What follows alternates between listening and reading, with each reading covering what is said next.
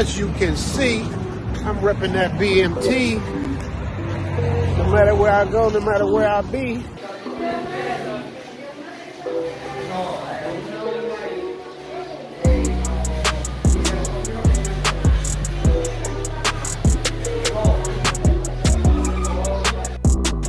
Be rocking it like that, man. I love the fit of this shirt, bro. Bro, look, I just happened to get off the elevator. Look at it. The BMT shirt on. You know, we representing all the way in Thailand, man.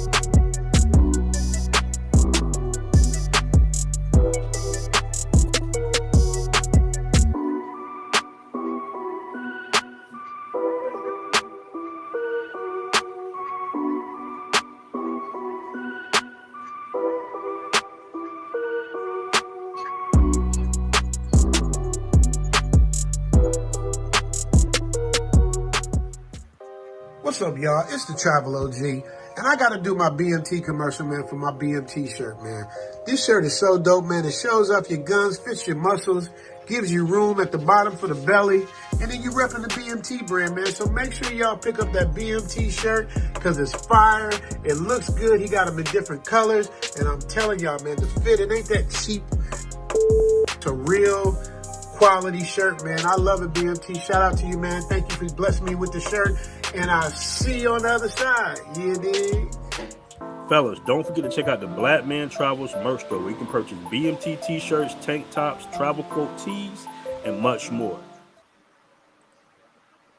All right, we are live. Welcome, family, to another show. Today, we have a really great and important show for you guys today in concerns of financing, love, and relationships overseas.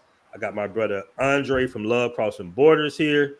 We're going to ask him some questions and get some of his opinions on, financing. A lot of guys want to know, like, how do you finance, living overseas? How do you find a remote job? How you deal with the financial structure in these foreign countries? So we got a really good guest today, man. I want to welcome to the show my good friend from Love Crossing Borders, Andre. Oh, yeah. We in here, man. How's everything? Oh, we are, man. Today? We are. I'm excited about this particular episode because a lot of times we enjoy ourselves in these other countries, but then it's time to elevate our experience in the other countries by way of our bank. For example, we're going to be talking about today, banking, finances, getting yourself economically in a position to, if you want to relocate to another country, you can. I wish that this information that we're going to be talking about today, I had this information before I came to Colombia, when it came to savings, monies, understanding the banking system. It would have helped me out a lot more and a lot earlier. Well, first off, man, I want to say that was a great interview you did on our brother O'Shea Duke Jackson show, bro. You dropped a lot of good information on that interview. You know what I was trying to do, man? I kid you not, man. I was trying to do us brothers with passport kings, passport bros, blue book gentlemen. I was trying to do us right because a lot of people hear foreign, they hear different narratives about us. So when the few of us like you and others, such as myself, we get on certain platforms, it is our responsibility to shine a positive light of what we're doing and being a positive example of what we're doing as men with passports and relocating to other countries. And I'll tell you why also, Aaron, and not to be rambling on, it's a scary time financially in the United States. Right now, I spoke the other day that in the United States, there are over 1,600 bank, what's called in the United States, bank ghost towns. Meaning that there are over 1,600 towns and cities in the United States that have no bank. Over 6 million people in the United States have no access to a bank within a 50-mile radius. 6 million people. And so right now, so many banking institutions are, right up against the ring, like Muhammad Ali versus Foreman.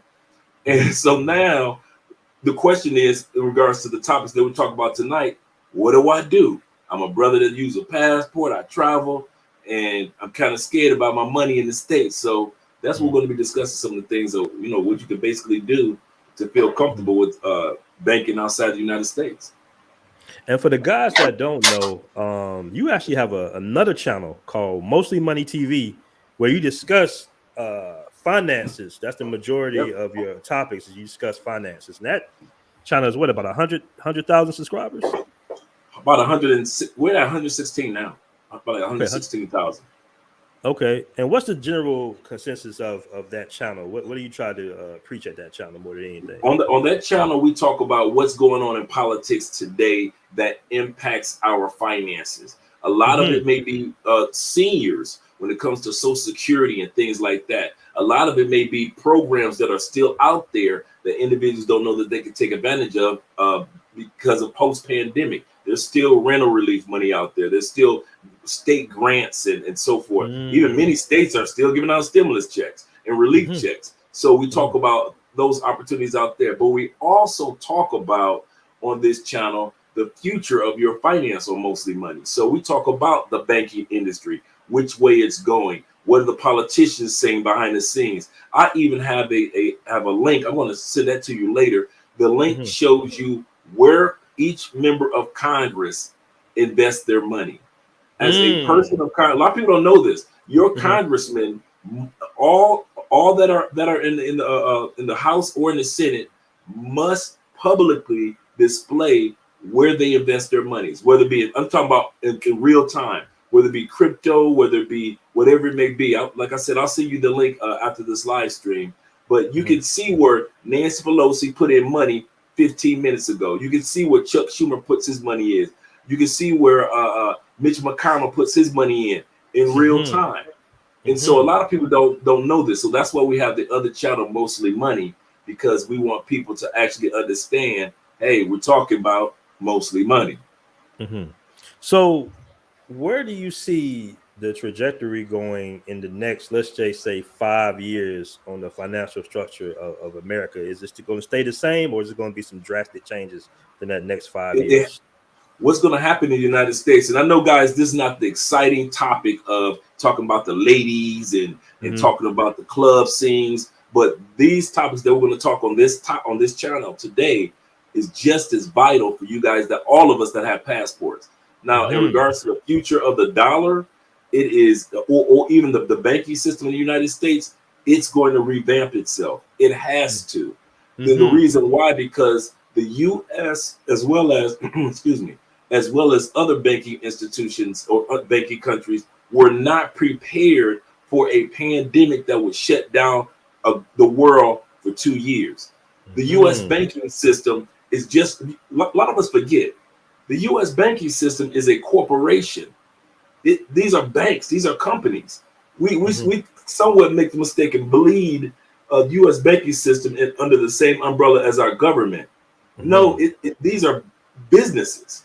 And so that are protected by the government. And so what I mean by that is that just like GM lost money because cars weren't being built and sold, just like Nabisco was in, just like Netflix made money because people were in the house, just like restaurant lost money because people were locked in the house. So it was with banking institutions. All that people being able to buy houses on the go, they were locked indoors. People buying cars on the go, they couldn't buy cars. They were locked indoors. So all that interest and all that money and all those investments that between late 2019 to all the way to 2022, banks are still trying to get back on their feet too. We sit back, we only think about the restaurant industry and the auto industry and all these other industries trying to get back on their feet. Well, so it is with the banking industry, banking institutions. And what's end up happening, now we're starting to see the results of banks not getting back on their feet fast enough. And now you got Signature Bank gone. Bam. You got another bank gone. Bam. Then the next day, another bank is gone. Bam. You got a cryptocurrency situation going on. Bam. Within 1 month. Banks are getting sniped off, and the situation is also showcasing itself for other banks that have come down the line. So what's going to happen in the United States? The future of the U.S. dollar is not going to be the past of the U.S. dollar. I'm going to say this again, guys. those you don't realize this, you got your passport. The future of the U.S. dollar is not going to be like the past of the U.S. dollar. Mm-hmm. There is a pre-pandemic world and a post-pandemic world, and the U.S. dollar in the banking system is going to have to restructure itself. And one of the reasons why is one of the topics that we're talking about tonight is because of what's going on with BRIC. BRIC is BRIC, the banking system that's trying to be created by these countries. B stands for Brazil, R stands for Russia, I stands for India, C stands for China, and now they're going to add the S to it, which is South America.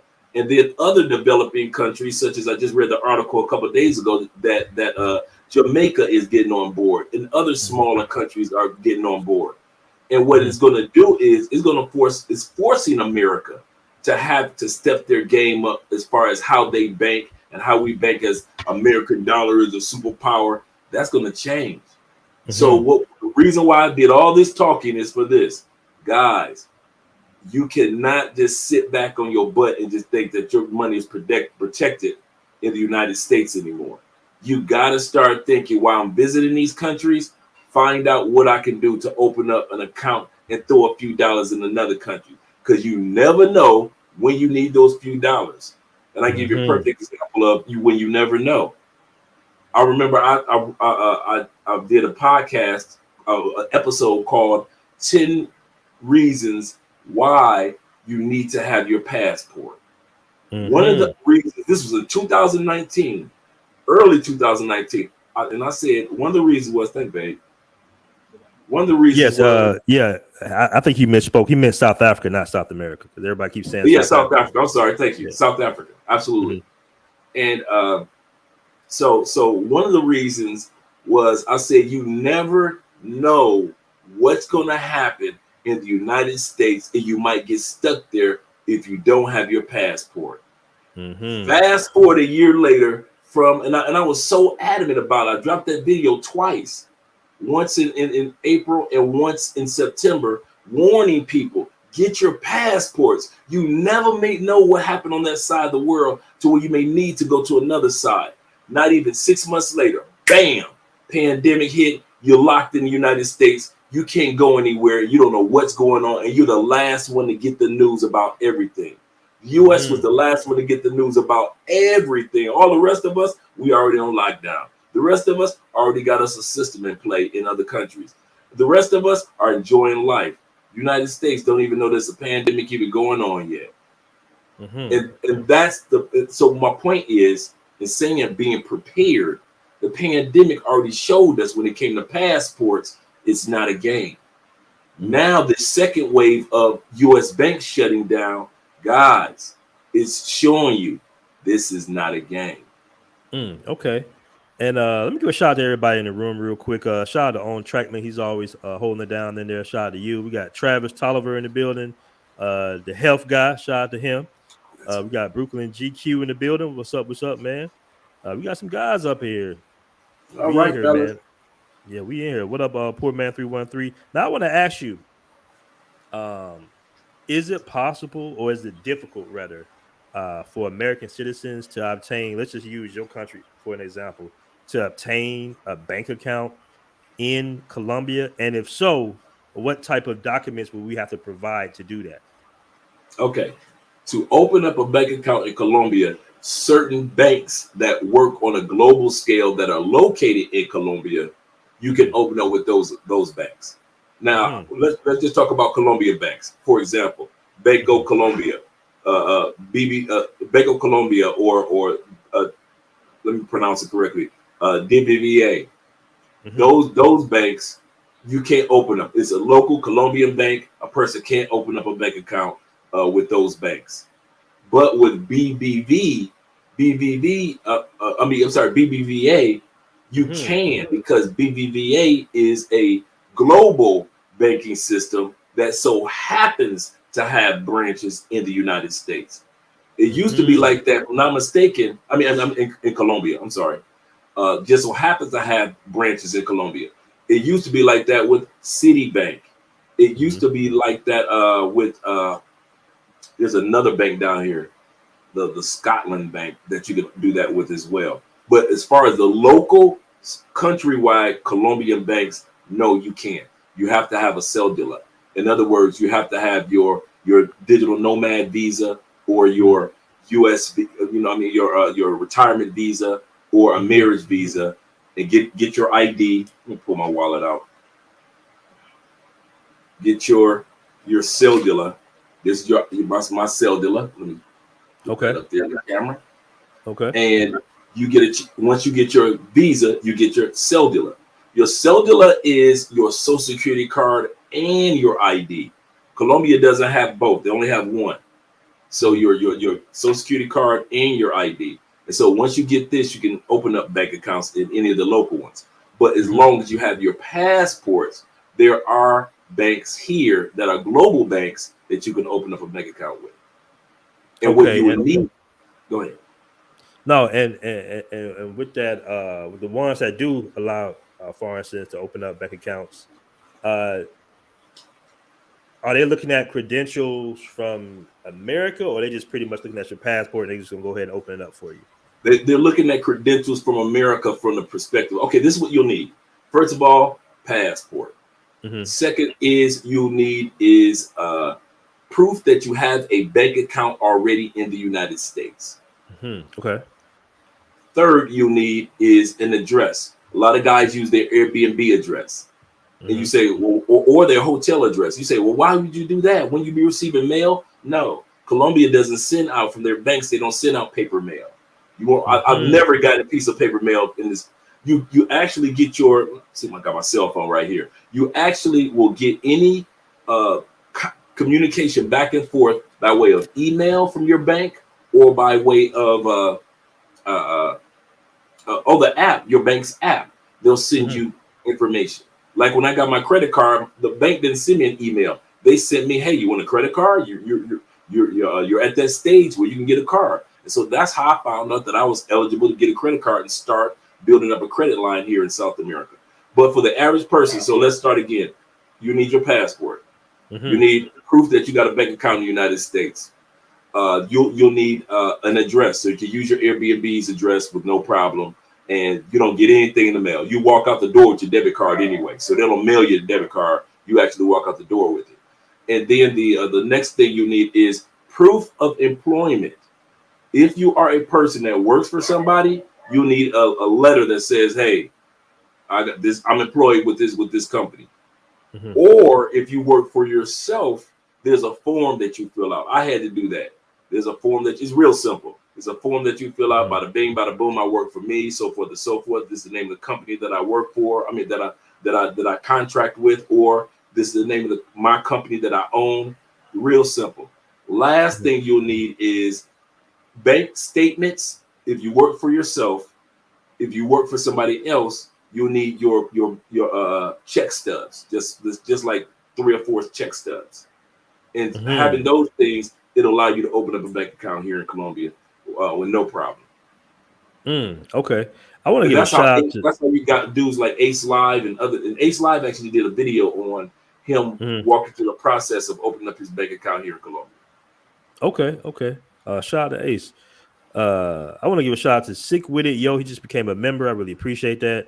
He says, I received my documents for Brazil. My CPF was issued directly via the consulate in San Francisco, California. Yeah, that was one of the difficult things to obtain was the CPF. I forgot. I have one as well because you have to have one. It's kind of like somewhat like an ID to a certain degree. It doesn't have your picture on it, but it's like somewhat like track your spending or something like that they have in Brazil. Right. And sometimes if you want to have a cell phone or Claro account, they might make you show it basically. Okay. So yeah, that's a good thing to have. That's good. Congratulations to him. I got to comment. That you can do. It just proves that you not to cut you off. Go ahead, bro. That just proves that you can do certain things for yourself while you're still in the States. You don't necessarily have to be in a particular country to do certain things to get yourself financial position or financial comfort. You can start doing things while you're in the States, just like this brother just did from San Francisco. Okay. And some people might be a little hesitant to open an account. They might think that something might happen to their money or their savings or something.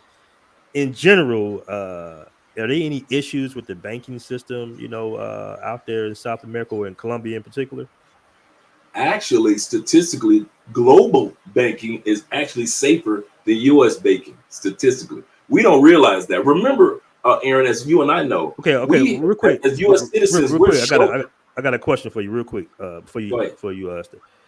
does Colombia have like a version of the Federal Reserve where they insure your money for like $250,000? I don't know how much up, all the way up until what point, if it's up to Okay. a 250,000, but they do Okay. have like an FDIC here. Yes, Okay. All right. All right. So what was you saying? because they do have people that try to do cyber bank theft and things like that, and people Hmm. money is protected. So Okay. Okay. Because I had a friend of mine who had an issue with an account out here in Thailand, actually Thai bank account, and I guess somebody got in there and stole some money. He ended up getting it back without any issues, but I think that some people might be a little hesitant. But you're saying that the global bank structure is pretty much safe for the most part.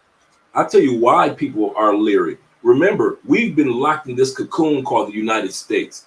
Most countries get global information. We Hmm. never do. We get the pseudo information. We think Africa. When most Americans think about Africa, they think about Africa almost 70, 80, 100 years ago. They're still thinking about jungles and huts and things like that. When you and I Hmm. know that it's one of the most growing continents in the world. When most people think about Southeast Asia, they're thinking about the Korean War and World War II and Vietnam. They don't realize how advanced the world is because we've been sheltered. And so it Hmm. is. When do we always hear about offshore bank accounts? We hear about either somebody doing something illegal, or we hear about in a James Bond movie, something like that. He's got several bank accounts around the world, and so we think it's got to be big ballers and multi-billionaires and millionaires to have an offshore account. Hmm. You don't realize it's just an everyday dude like you and I could just walk into a location in certain countries and say, "I'd like to open up a bank account." It Hmm. is, but we're not told this. Remember, we're not. You'll never see a commercial for offshore bank accounts, just like you'll never see a commercial for passports. They don't want you to Hmm. know this.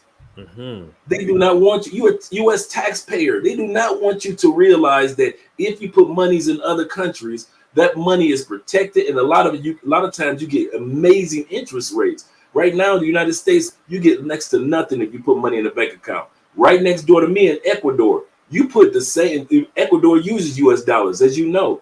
Hmm. You put that money in an Ecuador bank account, that $500 getting 4% interest rate just to sit there. Hmm. Just to sit there. One of the benefits that I want to speak about tonight was uh, open up a bank account in another country is having money waiting for you before you even get there. I wish Hmm. that if I had known that I was going to be moving to Colombia, I wish I hadn't just stuck money in my bank accounts in the States.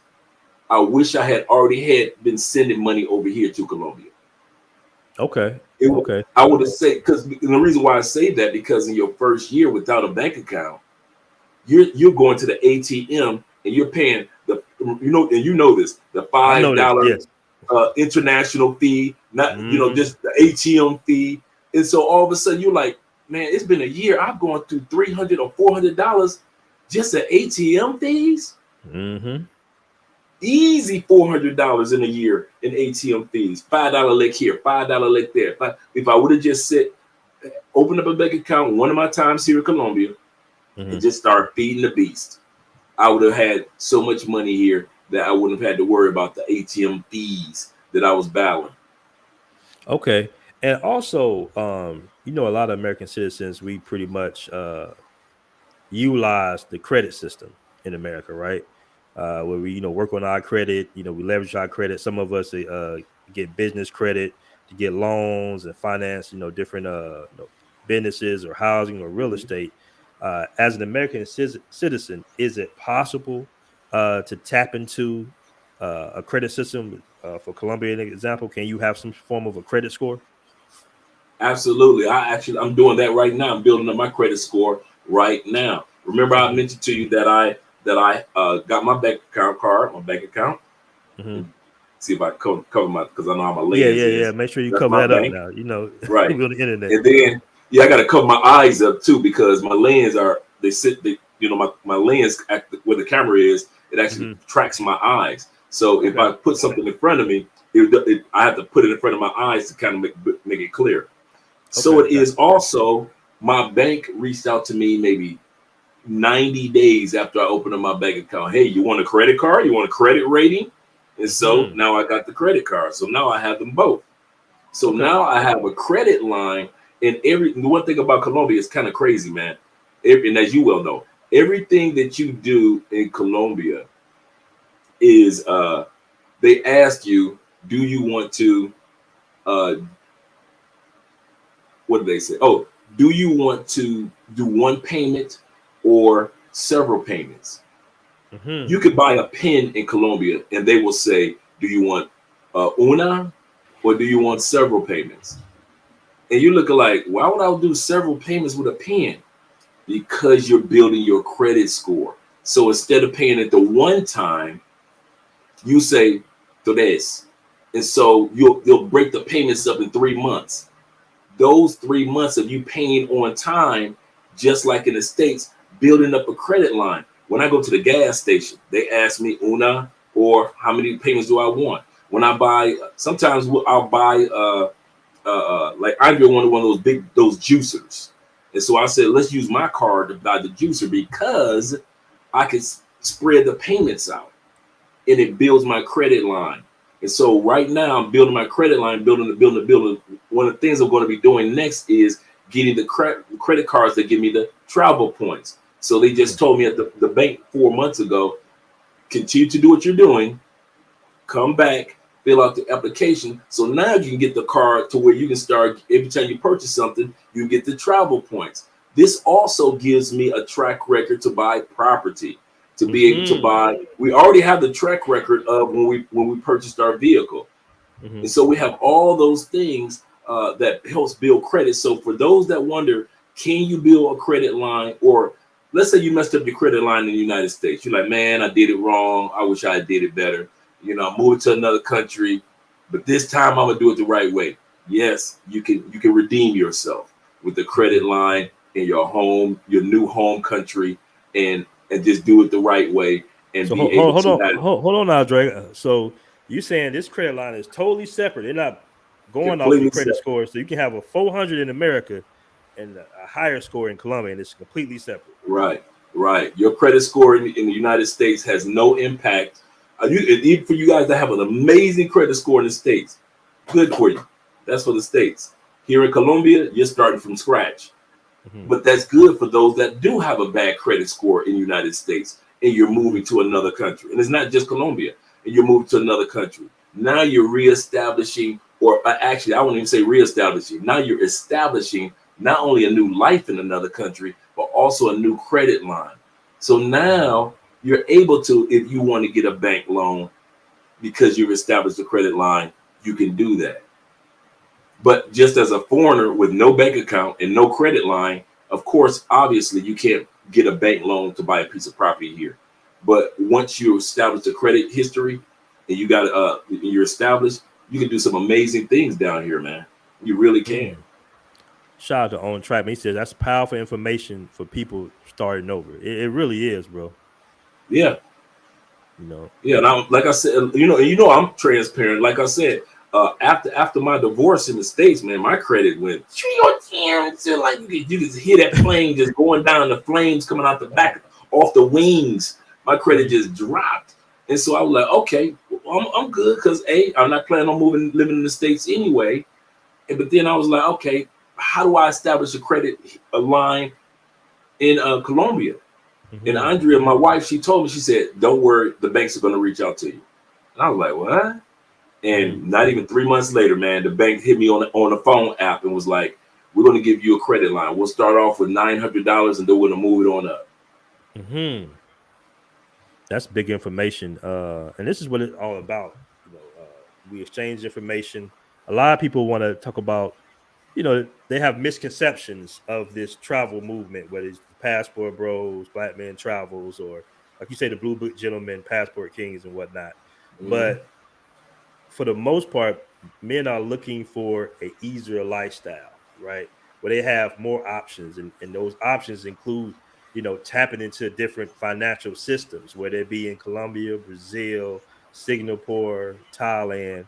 You have options. You have money kind of sparsed out all over the world, just in case something happens, or you have some type of lawsuit in this country, but you're good in this country. You never want anybody to know exactly where all your resources is, right? And people have Correct. been playing this Correct. game for a very long time. Let's just say other ethnicities of people have been playing this game for a very long time. And it's important for us to realize some of the options that we have. Now, we talked about the financial part. Now, talk about the relationship part, the romance part, the love part. Okay. All right. I want to talk about some differences because we all know that in relationships, long-term relationships, whether you're married, whether you have a long-term girlfriend, we all know that, finance plays a pretty large role in it. So I want to know from you, what are some of the differences that you saw as far as financing or, you know, uh, the 50-50 thing that we do in America versus what you have seen in overseas in Colombia. Hypergamy in most countries, and I know that you can attest to this. Hypergamy in most countries is the norm. You Mm-hmm. are is Hypergamy is a part of traditional. You guys say, I want a traditional woman. I'm hunting for a traditional woman. I can understand you guys saying that you're hunting for the traditional woman, but do realize that when it comes to being with a traditional woman, you are expected to be a traditional man. And what I mean by that is there is no 50-50 in most countries. In most countries, you're expected to be the alpha that's going to go out there and kill the gazelle and bring it back to the family. You're Mm-hmm. expected to do that. Now, are Mm-hmm. there scenarios where they still work with 50-50? Yes. Like you'll have a family that just purchased a home. Mom may pay certain bills, but dad pays majority of the bills, like the mortgage, the car notes, and the motorcycle notes, and all that. But for the most part, in most countries, you are expected really to pay 100, and mom takes care of everything else. Even if mom is working, Mm-hmm. it is expected that mom might put some money into the side for a rainy day. But as far as the everyday bills are concerned, in Mm-hmm. most countries, you're expected to do the pay the payments. Whether you go to the continent of Africa, don't think you're going to be going to Africa continent in countries talking 50-50. It Mm-hmm. definitely ain't gonna work here in South America. Why are you an American talking 50-50? You Mm-hmm. know that you see. I give you a perfect example how crazy it would sound. Andrea is an accountant here. She makes Mm-hmm. good money, but due to the pesos, it doesn't compare to the dollars that I'm making. So who Mm-hmm. am I to take this to ask this woman, knowing that the average Colombian only makes $425 a month, and at this between 250 and 400 a month, and at the same time they usually only get paid once a month. Who am I to ask somebody to go 50-50 with me, and they Mm-hmm. only make $450 a month? Okay. And that's in many countries. Us as Americans, our dollar value is so strong that it wouldn't even be fair to ask a woman in Thailand to go 50-50 with you, a woman in certain Mm-hmm. parts of Africa to go 50-50 with you, a woman in Panama, or even in Ecuador, or in places where the inflation is high, like Argentina, to go 50-50 with you. So you are expected to get comfortable with, and I'm saying this in all honesty, guys, this is Mm-hmm. how it works in most of the world. United States, y'all can 50-50 all day long. But in most of the world, if you want a traditional woman that's going to take care of you, support you, encourage you, make sure you have all that you need, including a cup of coffee, bruh, you're going to have to come across as the old school traditional dude. You're going to have to be the James Evans of the Mm-hmm. family. You're going to Mm-hmm. have to be the Heathcliff Huxtable of the family. You're going to have to be the provider.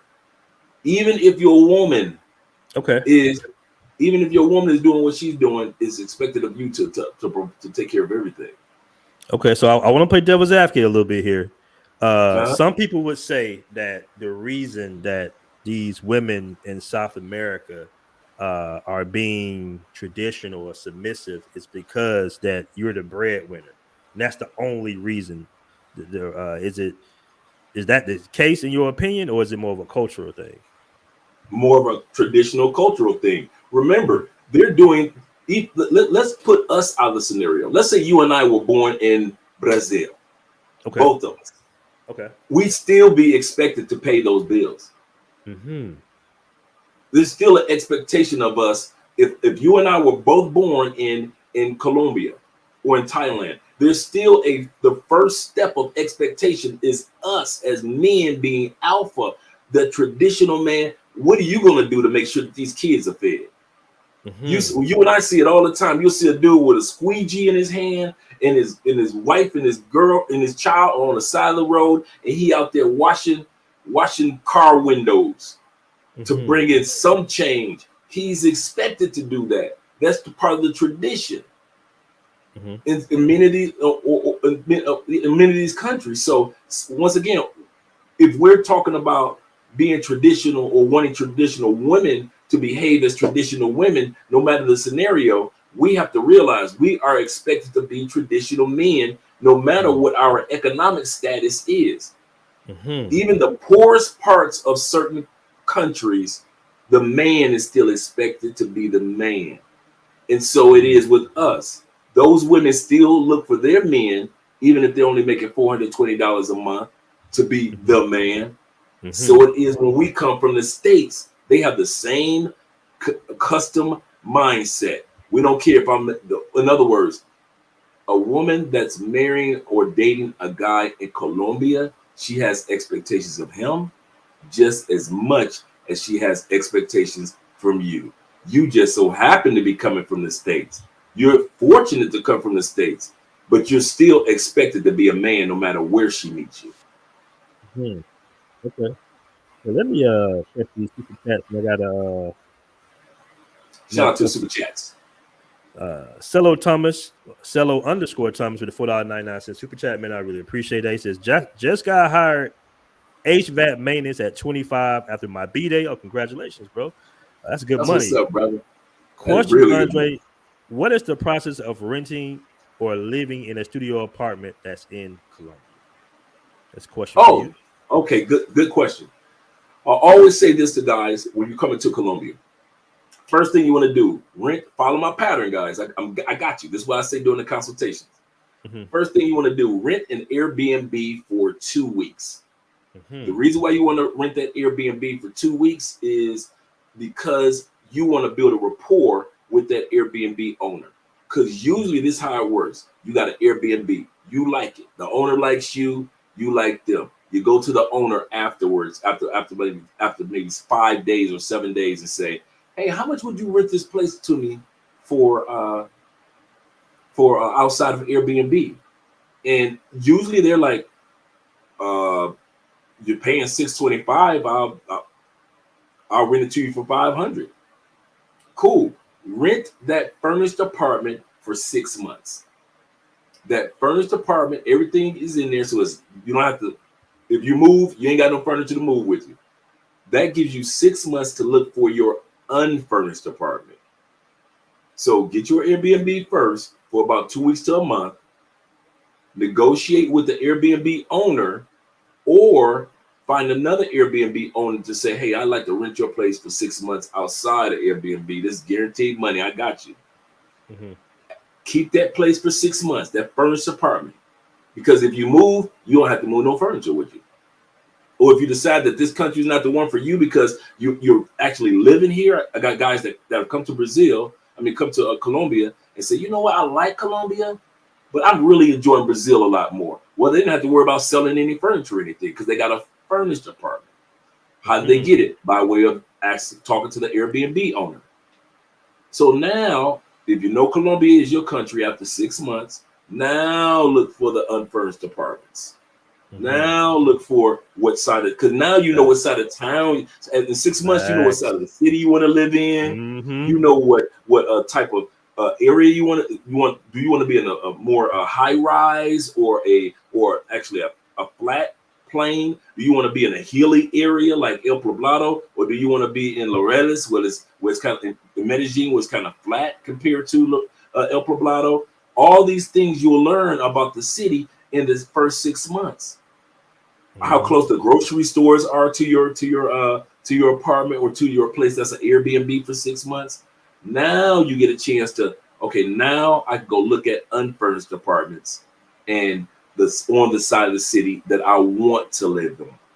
Or if I don't want to live in this city, I can go find another city, because that 6 months gave me time to find out if I want to live in this area of the city. Do I want to live in this city, or do I want to even still live in this country? You'll find out all those things about yourself while you're in your furnished apartment that you got through Airbnb owner, from negotiating with him, letting him know that, listen, instead of just renting through Airbnb, let's just go ahead and let's make a deal to where I can pay you by a month. Just instead of just 2 weeks here and there, I'll pay you by the month. And many owners have no problem with doing that. But also here in Colombia, there are a lot of, as you well know, furnished apartments available anyway. So even if you get the Airbnb for 2 weeks, you don't like it, that gives you 2 weeks to look for a furnished apartment. So they're down here. For example, Ace Live. It's kind of funny. When Ace first came to Cali, Ace was literally sleeping on an air mattress in this room. We got one of those big, thick, queen size air mattresses, because he was only gonna be here for a few days. But he liked Cali so much. We were walking down the street and he was like, I need to find an apartment. I'm gonna stay longer. And so we just walked around, and he every time he comes, he stays at the furnished apartment right down the street. $600 a month, fully furnished, washer and dryer units, all the utilities, cable, Wi-Fi, all of it, everything that he needs for $600 a month. And every time he comes to town, that's where he goes to. I got friends that have already moved down here, ex-military brothers that have moved down here, live in the same building that Ace lived in, and it's an all furnished apartment and apartments in Zone 5 in our area. And so when I sit back and I say, just do it one step at a time or one level at a time. That's how you do it. Get your Airbnb, talk to the Airbnb owner. If it doesn't work out with the Airbnb owner, talk to another Airbnb owner, or just go ahead within that 2 weeks window, look for a furnished apartment. After you get your furnished apartment, keep it for 6 months. They give you time to find out if this is your side of the city, if this is your city, or even if this is your country. After you realize that this is your country, then look for an unfurnished apartment. You know what? You're absolutely right, because that's pretty much the blueprint I took for what when I lived in Colombia.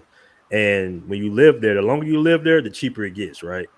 You know, you start off with Airbnb, furnished apartments, and then you start looking at other apartments off of Airbnb. Of course, it's going to be a tad bit cheaper, but they might be empty apartments. But now you know where to go buy the furniture at in Central downtown, right? So you can slowly furnish your own apartment, get your, start off with a TV. Men don't need much. TV, couch, bed, start off like that, and then you'll find an apartment maybe 20, 30 minutes away in a very nice area, relatively safe area, and you might be paying $300-$400 a month. Right? So that's one of the benefits. And you can do that in Colombia, you can do that in Brazil, you definitely can do it in Thailand. So appreciate you answering that question, man, because that's one of the questions I answer a lot in my consultations as well. I want to give a shout out to American Brazilian. I'm not sure if you're familiar with him, with the $10 super chat. Yeah, I am. He was on our live stream like a couple days ago. All right, he says, good stream tonight, guys. He actually has a pickle company, right? Out there. Wow. Yeah, he has a pickle company, man. So shout out to him, man, and much success to you. I believe he just got married not too long ago to a Brazilian woman. Congratulations. I ain't mad at you, brother. Yes, sir, man. He be on it. I want to give a shout out to Owen Trackman as well for the $20 super chat.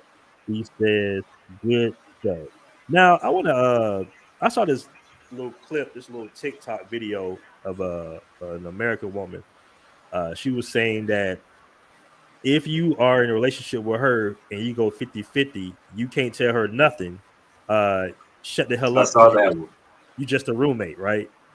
So I do you saw think that one. the 50-50 status that most Americans, that most Americans kind of have or in the relationship, do you think that causes some type of form of confusion with the roles in the relationship with the women, and that might be the cause or the chasm of so many divorces? I do. I think, as you well know, Aaron, and I continue to beat this horse. The rest of the world is not like the United States. We have to realize also before we go any further into what you just what you just asked me. Mm-hmm. The United States population only makes up 4% of the world. I want you guys to pause and realize from LA to New York, That's only from 4% of the world. we only 4% of the world's population. We ain't nothing. We are minuscule. And so that's why it's so easy for them to hide, while we're in the United States, to hide information about the rest of the world from us. Because as long as the bubble is not that big, just think about if you had to try to hide things from in the continent of Africa. That's a huge continent. It'd be hard to hide information from them. The United States is so small in the grand scheme of things. It's easy to hide information. So when they tell us, well, most people go 50-50, or when a woman says, if I got to go 50-50, then he's just a roommate. She could talk like that. Why? Because that's how the United States thinks. But when you burst through the bubble, you start to find out, wait a minute, the rest of the world is not egotistical like that. Most women would never say anything like that. Even in the rest of the world, even though I mentioned that you are expected to be the alpha male of your relationship, yes. But if you're in a situation to where you can't financially support, your woman will still step up, because that's what they do. It's all about the family dynamic in other countries. Now, it ain't about the ego and now I'm paying the bills and you should do what I say with the snapping of the neck. No, if a woman has to take care of a man, then she realizes, and in other countries, she realizes she's taking care of her family. And her man just happened to be a part of the family. In the United States, we don't talk with that term family, or think with that term of family. We just think about me and my girl, we tripping and she mad at me because I ain't paying as much as she paying, so she running up at them. You will never see that in most other countries. That'll never happen. So this just confirms another reason why men should start looking for love outside of the United States.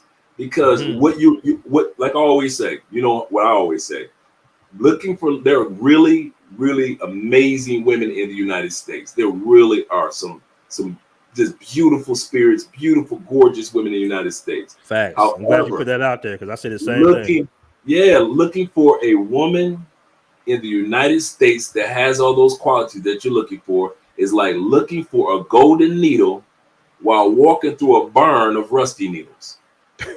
You're going to get pricked up, sticked up. You looking for this golden needle while walking through a barn. The needle in the haystack, that era has gone. It doesn't exist anymore in the United States. She's a needle in the haystack. That doesn't exist. Right now, if you're a man in the United States, the way the system is set up and the way dating is set up, you are looking for a golden needle while you're walking through a barn of rusty needles. And so that's the problem that you have in the United States with the dating dynamic. So now when you use your passport, it's a little bit more comfortable for you to know that even before you get there, that the country has established a tradition that women follow, and a tradition that men follow, that even you have to come under the umbrella of how they behave. I can't come to Colombia and say, well, in my country, it's 50-50. Nah, bro. Nah, bro. I can't be going to South Africa talking about, well, my country is 50-50. No, that's not. It ain't gonna work like that. It's not gonna work like that. So I saw that video of the woman that's saying that, but here's the kicker: she could never repeat that in another country. And that's what global thinkers like you and I realize. All that she's saying, she's spewing, she can say that in the States. It's so comfortable. It's so comfortable, half the stuff that some of these ladies say, that if you took it on a global scale, tell that to a dude in Uganda, in Guyana. Tell that to a man in Brazil. Tell that to a man who's busting his butt and y'all going 50-50 when you a roommate. Girl, you're going to end up getting off of somebody's floor, messing around with these dudes and these. Tell somebody in the Middle East that. Tell somebody in Southeast Asia that. Tell a man in Southeast Asia that you're a roommate. What? I'm a what? Okay. So hold on, Dre. Let me play devil's advocate here a little bit. Now, some of the criticisms of the passport bros or whatnot is the fact that they're dating women from these poor countries, right? And you talk about money, but in some cases you have to send money to her family. Is that like a thing? I mean, I know the answer to this already, but is that like a normal thing? Do you have to pay some type of form of payment to the family monthly or every few months? Some countries have a dowry system when you get ready to get married, but this how they look at it, and I mean this in all sincerity. Once again, American woman, we love you, but you're saying things that only work when you say it in America. When you say it in another country, it sounds asinine. When you're sending money to the families over there, you know when you join the family, you're gonna have to pay into it. It sounds good in a tax statements while you're in the States. You can't say that in most of the world because most of the world look at you like, what? Are you telling me not to take care of family? In other words, me as an example, I have no problem if I had to loan money or give money to my family here. Why? This family has just family. No, not even talk about Andre, all the money that she saved me. Just the family in the 6 years that I've been here has saved me over $6,000 to $7,000 in little things that I would have had to pay for. A perfect example. I talked about this on O'Shea's channel or a video when I say that Andrea's brother, when he graduated college, he was only one of the 4 head mechanics that they chose to be hired for Toyota down here. When he graduated, he didn't have new work boots. He said, I really would like some work boots. So I said, you know what, Camilo? Don't worry about it. We got you. We got him his work boots. Now Camilo is the head mechanic with a team under him for Chevy around the corner. Guess who owns a Chevy Equinox? So whenever I need anything taken care of on our Chevy, I can take it to the head mechanic and I get all the this. We don't go to regular repair shops just to get our vehicle checked out. We go to the dealership. Why? Because the head mechanic is Camilo. So I say hundreds and hundreds because of family. My point in saying that is women in the States, they can make that statement because they think what you're doing for family, but they don't realize how much family will do for you in all these other countries. You see how I put that? Okay. Family looks out for you. I kid you not. When Andre and I got into a fender bender, it was like bam. It wasn't much. It wasn't bad. Just a little bump on the bumper. 8 family members. You thought it was a gang fight. 8 family members came riding on motorcycles from all over the city. You'd have thought we was laid out in the streets. We had already talked to everybody and told everybody we're fine. You will never see that in the States. Unless you hospitalized in the States, your family go, I got in an accident. All right, you good? All right, man, let me know you made it home. That's the most you're going to get in the States. So my point in saying that is the little that you would do for family as far as if the family needed finances, even if it was per month, guarantee you're going to get that back 100-fold. Whether it be if you go into the family event. I remember many times, be a perfect example, many times, we'll go over Andre's grandmother's house or go over to her aunt's house. We're just sitting up there, and the ladies will say, Andre, did Andre eat today? Because you know how busy he is. No, he didn't get a chance to eat. We plan on going to a restaurant. He ain't going to no. And all of a sudden, it's 5 ladies in the kitchen making a homemade meal for your boy. Not for everybody else, just for your boy. My point is, you get looked out for so much as a family member that you have no problem looking out for your other or your brand new family. A lot of times in that bubble in the States, they keep teaching us you can only have a U.S. family. No, once you move to these other countries, you get treated like a family.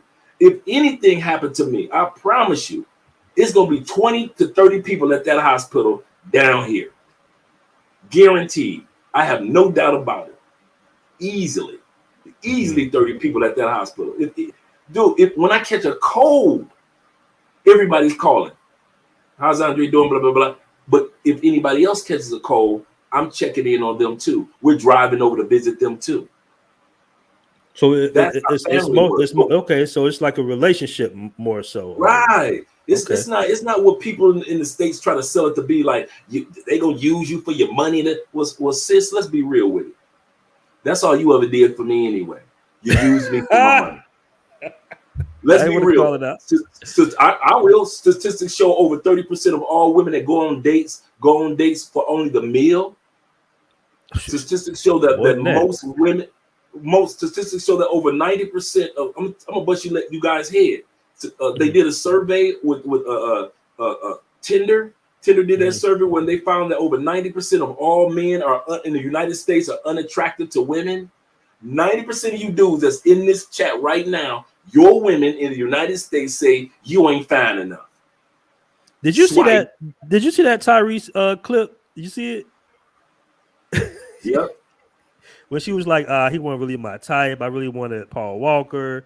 I'm like, how disrespectful. This man is a multi-millionaire. You talking to him like that? She did it on the live. Yeah. Like, and she laughing like, oh, it's okay. I want your type. I'm like, you're down in a guy who's successful. Don't touch me. I don't know what he's about to eat. Yeah. Yeah. Don't touch me. Right. Don't touch me. I'm like Tyrese, you put her on camera. That's the best that you thought you could get. There is no way. My name is Tyrese. I have traveled to all these countries making these movies. Been in blockbuster movies. Dude, and I'm broke. And B, I'm going back to the States. There is no way in the world. I'm like Leonardo DiCaprio. I'm going to show up. I'm going to make these movies in the U.S. Y'all done? We done? I'm up out of there. I'm like Tina Turner. I'm going to come. I'll do a little concert tour. Or Diana Ross. I'll do a little tour. Are we done? I'm going back to Switzerland. You see what I'm saying? That would be me. Listen, man, these dudes be going back to the States and got opportunities around the world. Man, listen, R. Kelly sitting up there doing all that time, and all he had to do was just stay in all these other countries. And you doing time for going back to the States. Dude, I wish I would have. I'm like Jay-Z, I got 5 passports. I'm never going to jail. Believe me. I want to catch this comment real quick about West Africa 1980. Appreciate that. He says, I'm married to an African woman and her family doesn't ask me for anything. Then he says, I paid a bride price, but that was only about $300 US. All right. I want to give a shout out to Black Chairman, Eric Powell's in the building as well. He says, Dre is playing 3D chess while women are struggling to play chess. Shout out to Eric Powell. I got my boy D May in the building with the $4.99 super chat, man. I really appreciate that. The Hooper, he says, shout out to both of you bros.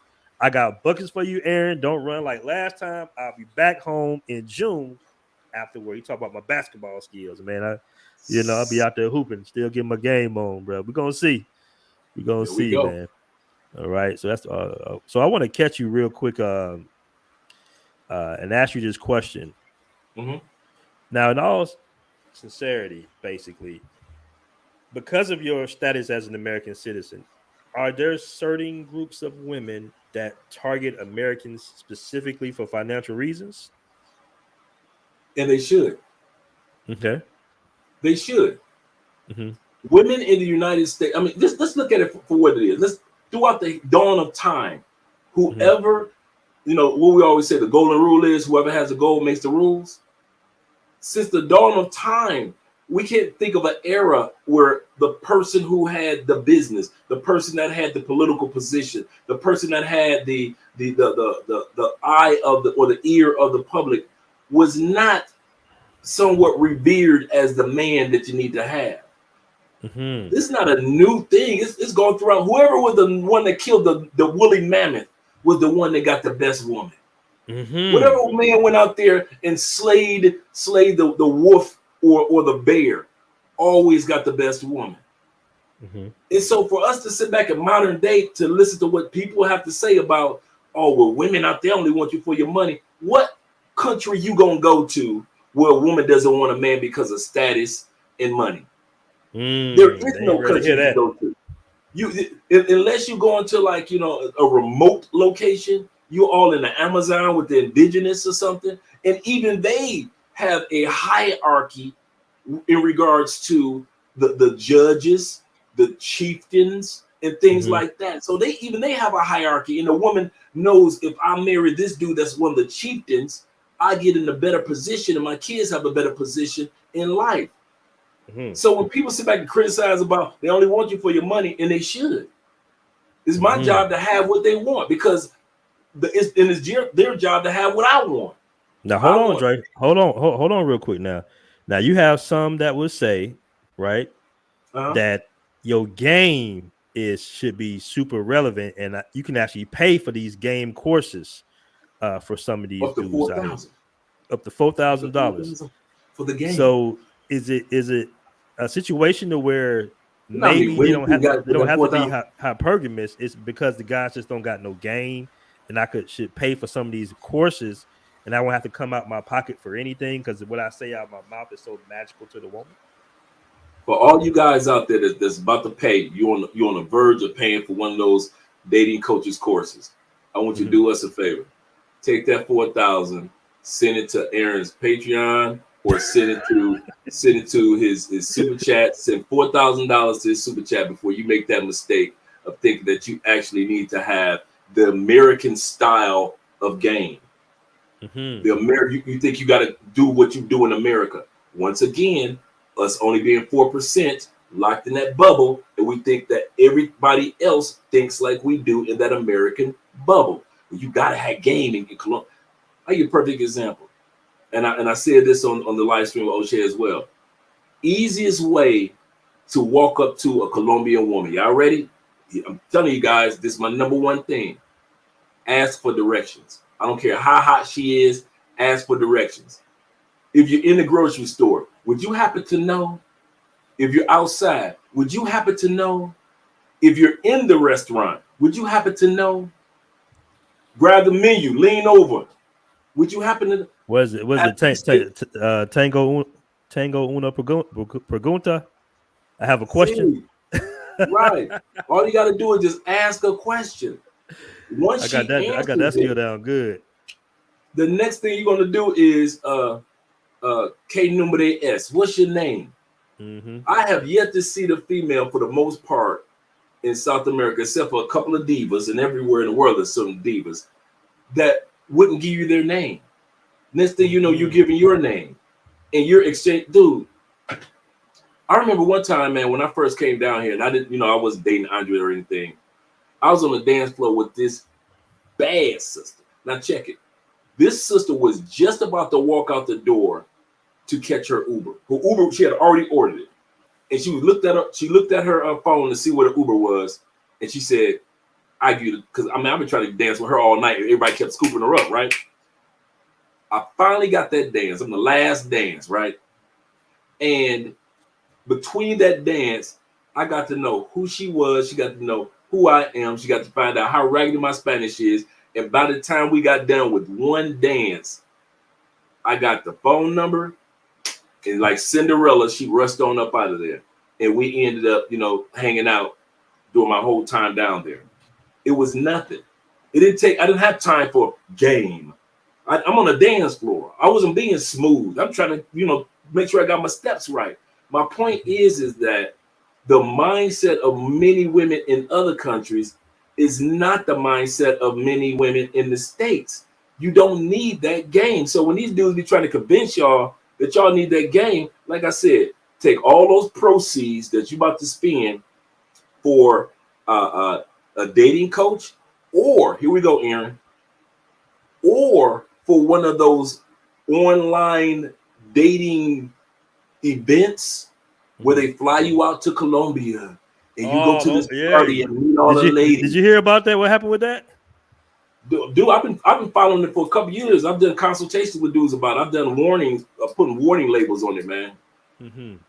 Dude, it's so bad. And it's called emotional prostitution.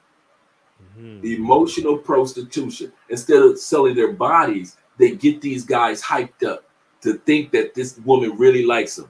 And then as soon as he says, I'm in, they pull a rug. She says, you know what? I don't think it's going to work between us.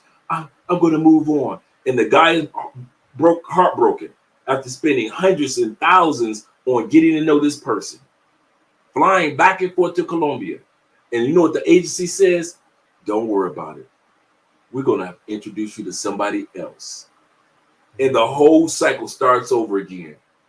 I know two guys right now that have court cases against agencies right now. Mm-hmm. Because the one guy told me, he said, Dre, when I first got with this agency, they let you see the ladies that you want online before you even take the trip. He said, and I start emailing one. He said, Dre, they charge $7 for my email out and $7 for her email back. He said, before I knew it, I had already gone through $2,500 just in emails going back and forth with this young lady. Whoa, what? The entry, dude, this is a multi-billion-dollar industry, dude. Those little come get your Ukrainian wife events and all those, come to Colombia and Cartagena, you'll meet your wife. Dude, they are making billions because, and that's what the emotional prostitution is. You're not physically doing anything with these women, but they're playing with your emotions to make you think that, yeah, she's the one. And dude, what was so sad when I was doing a consultation with the dudes, they were so, you could hear in them, they were so addicted to that process. I couldn't talk to them any otherwise. I couldn't get them to realize that it doesn't take that. Well, Dre, I really like her, so I'm going to email her, just a little longer. I'm like, dude, you just went through $2,500 in emails, and you still going to send more? Why you got a lawsuit going on? And the other guy, it was two guys. The other guy was just as addicted to the process because of the emotional prostitution over and over. This dude had gone through $10,000. Many of these agencies you can get into for as low as $500. There are agencies just to get into it, $5,000 entry fee, and these dudes paying it in hopes of finding a wife. In hopes of finding a wife. And wow. It is crazy. Like the one brother just said, emotional damage. Yes, those are ones. And the guy will be conversing with the person, and they be like, yes, I'm going to move to Colombia. Then all of a sudden the girl will say, you know what? I've changed my mind. I think I'm going to so forth and so forth. And all of a sudden the agency says, don't worry, brother. We've got your back. We'll open up doors for this other woman. I know that she really likes you too. And all of a sudden you're paying $7 for emails back. $7 for emails to send her, $7 for emails back. And here's the other kicker.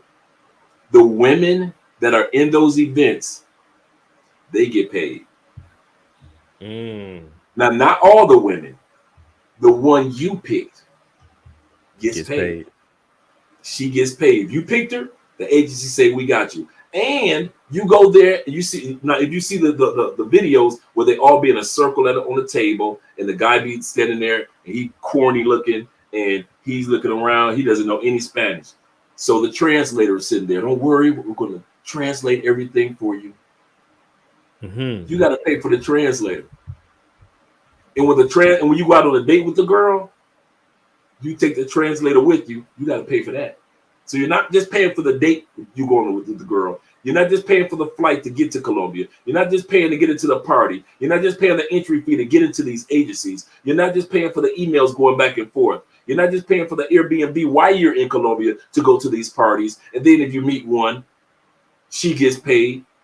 And then the translator gets paid. And then you go on a private date with that person outside the party. You got to pay for the date. At the same time, if you need the translator, you're going to pay the translator for being there on the date. You see how it goes into the billions now? So any of you dudes that want a dating coach or you want one of these agencies, send that money to Aaron's super chats, cash apps. Don't waste your time, brother. Support book a flight. You. Right. Or book a trip, man. I want to give a shout out to Travis Tolliver for the $10 super chat, man. I really appreciate that. Shout out to you. He says, just renewed my passport and paid a load of money for back child support. We'll be backing my return back to Colombia and Brazil ASAP. We'll be consulting with both of you fine gentlemen. Shout out to Travis Tolliver. All right, shout out. Shout out to him, man. My uncle did the same thing.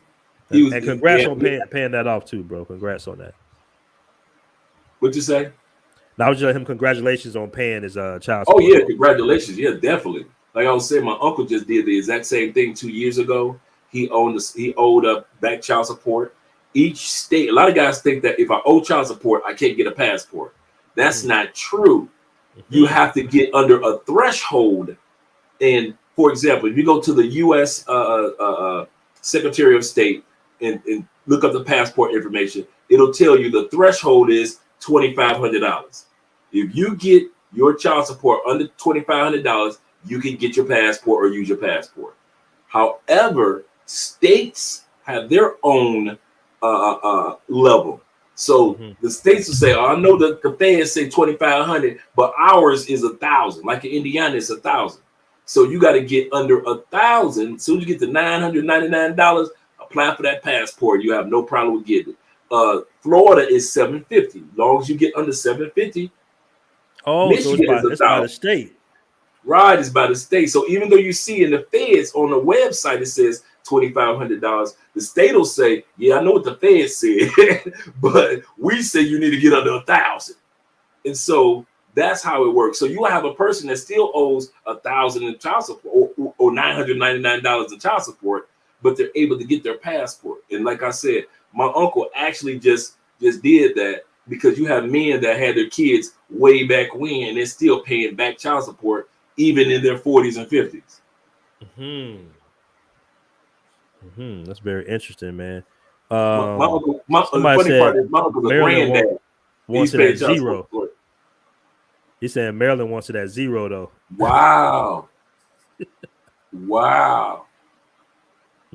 Yeah, that's why I say each state has its own sliding scale. And I got somebody asking about the remote jobs 2.0. Now, Andre is the original. He listed the 300 jobs maybe a few months ago. Do you have a new one? I'm actually putting together a new one. I'm glad that he mentioned that because that is actually something that I'm doing this week. I've been building our website and working on our Patreon. And actually, the guys have been asking me about that for the last couple of weeks. So I said, you know what? Let me go ahead. It's not hard for me to do. Let me go ahead and put this list together of a new list of at least 100 online jobs that are available. This time, they're not just going to be U.S.-based jobs. They're going to be jobs that are around the world that you can actually do, yet you make U.S. dollars. That's even better, man. That's even better. Do you think it's more jobs available because of the pandemic situation and people saw that, okay, I don't have to have a big brick and mortar building with a whole bunch of cubicles in it anymore. I can just give them a laptop and they're good to go with some good Wi-Fi. Absolutely. Remember at one point in time before the pandemic, working online was somewhat a taboo. People looked at it like a part-time or a hobby. You're not got a real job. It's not a real job because jobs. Say you work from home. You work from home. What? Like, no. Right. What do you do? Yeah, exactly. You're not making any real money. And so now people are starting to realize after the pandemic, they're like, okay, cool. This is a viable option to actually explore online job opportunities. And that's how I got started. That's how I came down here. I took advantage of online job opportunities. Here's the kicker, Aaron. I didn't look for the job that would pay me the most. I just accepted the job that would pay my cost of living here in Colombia. A lot of times guys are looking for, well, if I'm not making $30 an hour, I'm not taking it. Well, are you moving to Colombia? Yes. Well, you don't need $30 an hour. If that job is paying you $20 an hour or $17 an hour, you're making plenty of money. That's plenty of money to live online and to work online and live in another country. $17 an hour. Sometimes, in some cases, $15 an hour It's plenty enough money to live in certain countries. But because you think with the mindset of Americans, thinking that I need to have this mass amount to make my first move, you stuck. Because the one thing that you can't get, guys, you can't get back, and that's time. So while you spending your time waiting for that $25 an hour job, I took the $15 an hour job, and I'm living my dream now. What are you still doing? Stuck in the States, waiting for that $25 an hour online job. I didn't waste my time with that. I just want to make sure that my basic necessities and maybe a little bit over was taken care of. I had my $20,000 to the side for emergencies, but my online job situation was not. I'm balling out of control, and I make 45,000, 60,000 online. My job was to do just like you were doing. Once I got settled, I had enough money. Now I can go ahead and believe in myself and build a business and a brand. But I wasn't looking for corporate America to take care of me and advance me. So if some of you guys get a customer service job that pays customer service wages online, and you like, I'm making about $15 to $17 an hour online, and yet you can live in Brazil, I'd take it. I'd take it all day long in a heartbeat. $17 an hour, and I know that calculates to where I could live a decent life in Brazil, or I could live a decent life in Ecuador, or I could live a decent life in Colombia, or maybe in Thailand, and I could build from there. And that's your goal, is to build from there. And so that's the mistake that a lot of guys are making when it comes to still being in the States. Well, after I get 300,000 saved, I'm moving in. Yeah, okay. You go ahead and save you 300,000, bro. You keep doing that, and I'll be here, and Aaron will be here living our best life. Because, like I said, it's not about the money; it's about the time that it's going to take for you to get to that 300,000. If it takes you 5 years to get to that 300,000 saved, and it only took me 6 months to get the job that paid $15 to $17 to $20 an hour, and I'm living my life, my best life, with that 5 years. In that 5 year window of living outside the United States, I built a 6-figure position, and you still trying to get to 300,000. Who's winning? You still stacking to get to that 300,000, and you might get to it and you might not. But because if you believe in yourself, get the smaller job walking out that covers your expenses while you're in Colombia or in whatever country, whatever the amount of expenses are, and build from there. That's how it's done. Okay. That's how it's done. Because, go ahead. Now, what skill set, as you look at this job, as you put together the jobs list, which skill set is the most valuable? Are there a lot of jobs on there that require some form of a certification or a form of degree? Like what's the general skill set that you see the most that some of these companies will want for remote? Certifications in whatever they're looking for, whether it be cybersecurity, whether it be coding, whether it be teaching online. They're looking mainly, do you have the certification? Okay. Now, right now in Colombia, more so than a degree.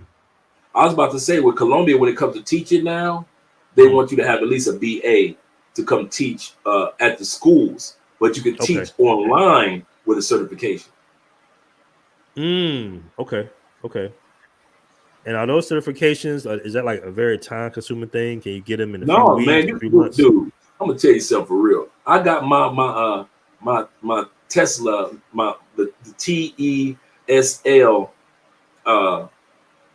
and just like the one brothers just put in, he's the TEFL as well.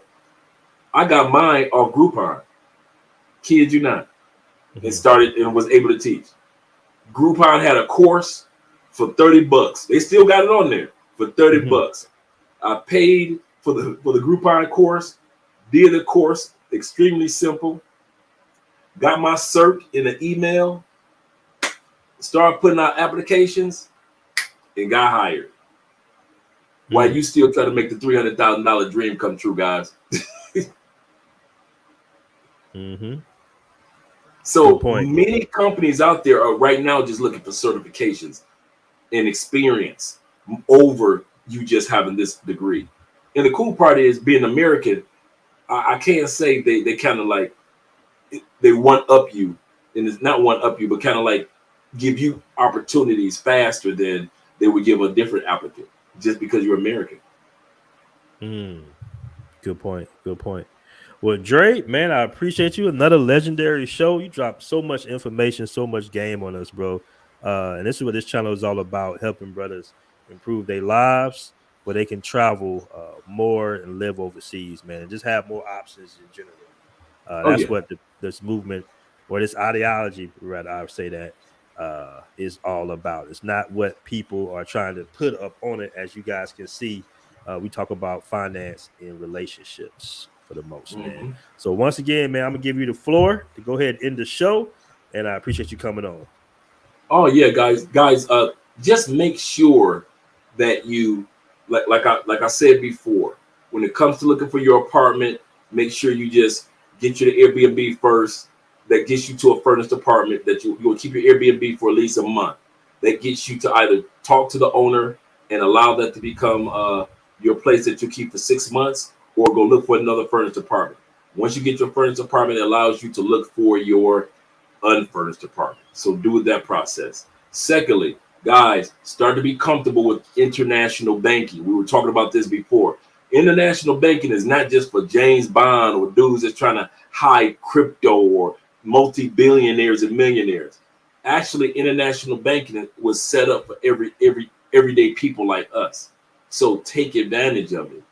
Next, remember what I said. I would rather have my time than sit up there and waste my time trying, which is not a waste of time for the most part, trying to stay in the States and stack too much money to where you could actually get you a decent position that covers your cost of living while you're in these new countries, and you can start building your financial destiny from there. I'd rather have built my destiny here in Colombia than try to build my financial destiny in the United States, and my rent was still $1,000 to $1,500 a month, compared to building a destiny here in Colombia with rent only $400 a month for the same, if not better, apartment in better area. And lastly, I want to say is this: you have to be patient. All of this is a patient man's game. It took Tailor Made Dreams 5 years from the time period he started saying, I'm going to move to DR, to his official final move. It took Ace Live 2 years from the time he started his channel on his first trip to where he is, where he only went back home. Now he's going back home once or twice a year. It took me 3 years from the time I was sitting in my cubicle after my first trip to Colombia saying, I'm going to move there. It took 3 years for that to manifest. Some of you still have your kids to raise, your mom to take care of, or dad, or you still have other responsibilities there. Be patient with yourself, whether it be 2 years or whether it be 20 years. Your dream of living outside the United States is possible if you're patient. You know what? It took me 3 years as well. From 2017, when I made my mind up, my first time going to Brazil, all the way to November of 2020. It took me about 3 years to put myself in a position. It probably could be less than that if you focus, especially listening to channels like me and yours, where because I wasn't on the remote jobs at that point. I was all about stacking my bread up, getting some residual income coming in, getting a large sum, getting the business credit right, all that good stuff, starting a business where I can work anywhere in the world. But knowing what I know now, oh man, I can do it in probably 6 months now. Because I know, okay, Andre got the job list, go ahead and get a remote job. I know where to stay. I know I can get a consultation if it's a country I've never been in before, all that good stuff, man. So once again, I appreciate you coming on the show. But before you go, I want to show you something. This just got to me. Shout out to Zoo Travels for showing me this. Check this out, fellas. Thailand sees closer ties with BRICS and BRICS Plus. So things are changing. All right. Yes, it is. Thailand, the banking system is changing. The banking system is changing. There you have it, fellas. Thailand is seeking to possibly get involved with the BRICS system as well. All right. All right. Once again, great show, man. Appreciate you coming on, bro. Oh, yeah. Appreciate you guys.